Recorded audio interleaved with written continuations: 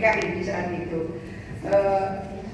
Menarik sekali. Ini menurut saya sangat penting sekali untuk bisa melihat bagaimana koneksitas antara Bu Iren dan Gontor.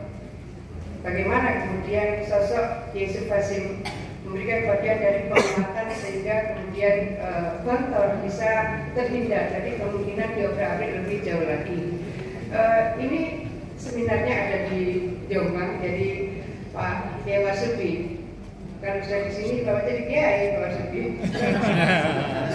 Bapak terpilih, apalagi juga pembaliknya Kiai Irfan Yusuf.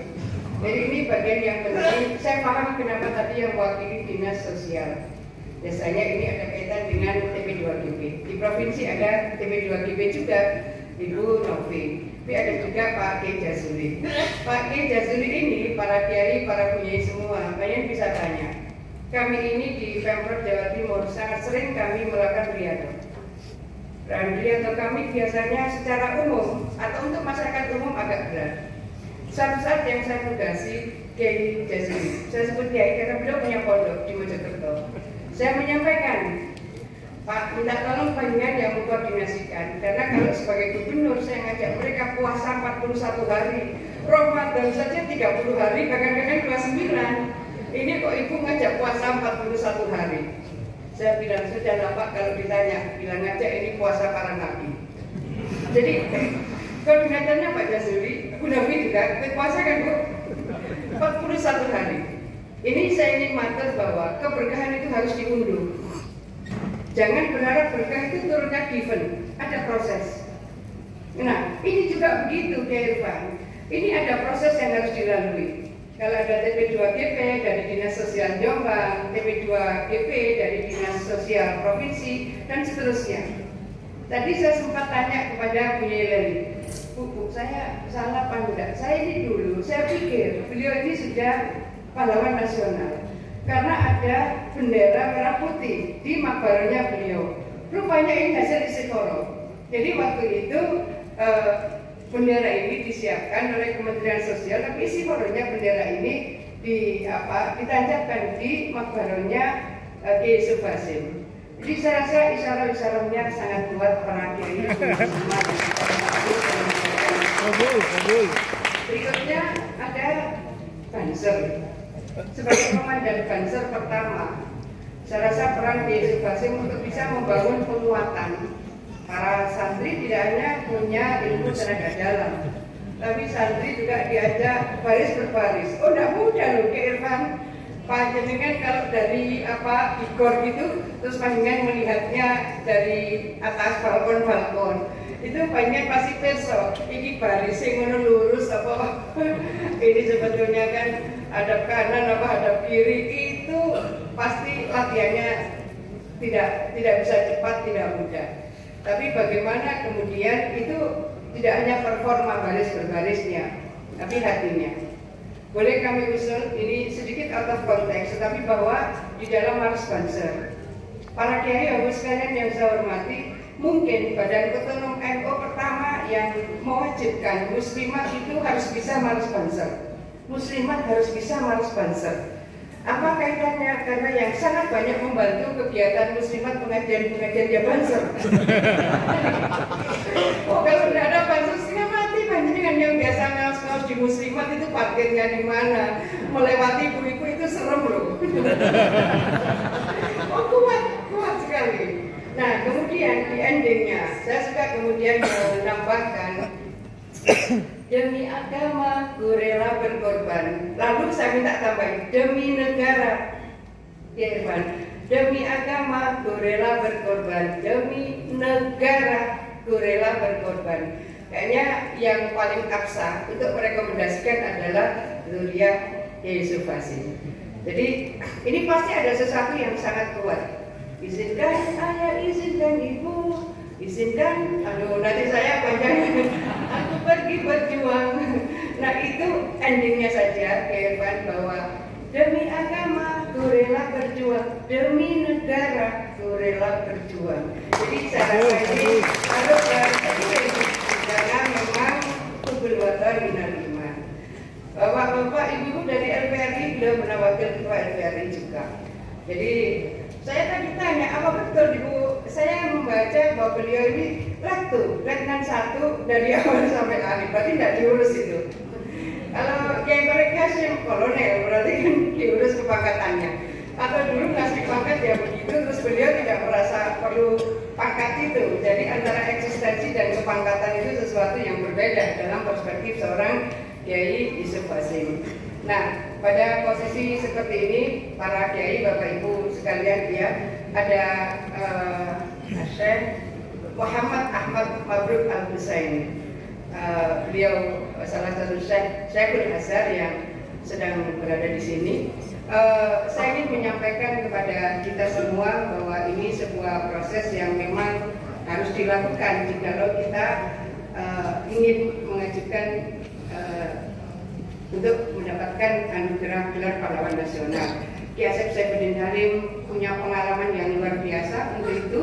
Ada Profesor Usep yang juga punya pengalaman untuk itu. Dan dulu karena saya menteri sosial tentu saya juga punya pengalaman untuk itu. Ada hal yang menurut saya tetap kita berseiringi. Suatu saat Pak Jokowi hanya mau satu saja, pahlawan nasional. Masya Allah, saya bilang hanya satu. Dari sekian banyak yang diajukan, yang memenuhi syarat SMS sudah di Dewan Gelar. Lalu apa yang saya lakukan? Kalau ada perwakilan dari Salafiyah Syafi'iyah, saya titip kepada Pak Kiai Misbah, Kiai ini harus diberseiringi. Jadi pokoknya yang bisa memutuskan dengan doa apa, ya panjenengan matur ke Kiai Afifuddin Muhajir, kemudian panjenengan matur Kiai Azaim. Kiai punya semua yang saya hormati, di atas langit ada langit, dan kemudian Allah memberikan alat untuk membuka pintu langit itu. Dan akhirnya waktu itu dari seluruh calon pahlawan nasional, ketika Pak Jokowi hanya berkenan memberikan satu gelar pahlawan nasional, maka satu gelar pahlawan nasional beliau putuskan kepada Kiai As'ad Syamsul Arifin dari Salafiyah Syafi'iyah Sukorejo Situbondo. Jadi apa yang ingin saya sampaikan, begitu banyak kiai-kiai yang memiliki jejak perjuangan yang luar biasa, jejak perjuangan yang sudah memenuhi kualifikasi untuk bisa mendapatkan gelar pahlawan nasional. Bukan beliau yang ingin, tetapi bahwa referensi perjuangan di negeri ini itu sangat banyak dilakukan oleh para ulama-ulama kita. Kalau tidak kita yang berikhtiar, nanti di dalam daftar pahlawan nasional panggilan akan mulus dodo. Kok iki gak masuk kok iki. Kenapa? Karena kita yang tidak memproses. Jadi ada yang berproses tetapi persoalannya sederhana, tapi karena persoalan sederhana itu akhirnya belum bisa diputuskan. Pengajuan gelar pahlawan nasional saya pernah oleh Bangkalan. Jadi saya sendiri beberapa kali mengikuti seminar terkait dengan pengajuan gelar pahlawan saya pernah oleh Bangkalan.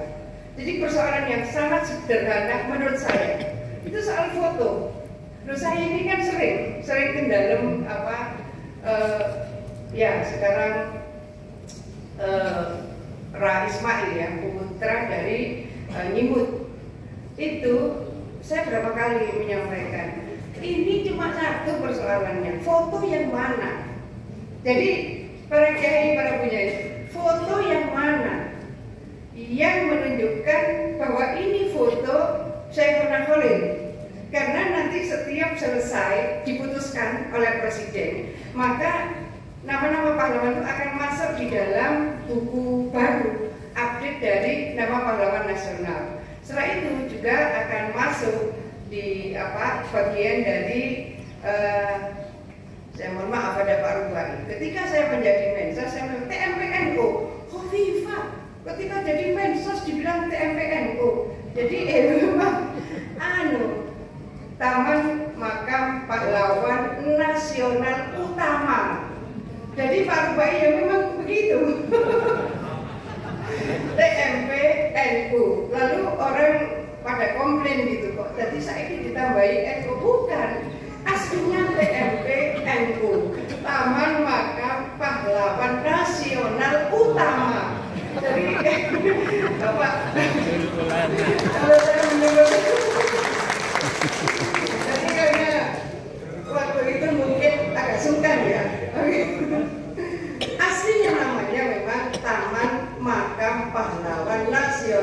utama TMP NU.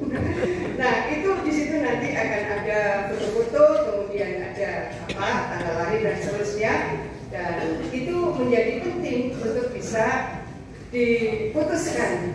Apalagi sesederhana itu, saya bilang kalau saya pilih yang ini, saya bilang saya kan bisa melihat ini durian-duriannya kan baru generasi ketiga. Sebenarnya relatif keberseiringan dan kemiripan, tapi kan saya bukan pengambil keputusan. Jadi betapa Kiai Irfan kali ini sih nggak ada masalah karena fotonya juga sudah ada. Jadi itu persoalannya sederhana sekali. Fotonya oleh keluarga itu masih dispute. Foto yang ini apa? Tinggal dua sebetulnya fotonya, tinggal dua. Tapi keluarga belum memutuskan. Jadi ada hal-hal yang bukan karena apa, tapi karena memang keputusan keluarga untuk bisa memilih foto mana yang kira-kira itu adalah foto Saifullah Khalil di Pangkalan. Menurut saya para kiai, para bunyai menjadi penting untuk memberikan referensi keteladanan kepada semua warga bangsa. Dan rata-rata tamu-tamu negara itu akan ke Taman Makam Pahlawan Nasional Utama Parubahi TMP NU. Jadi para kiai, para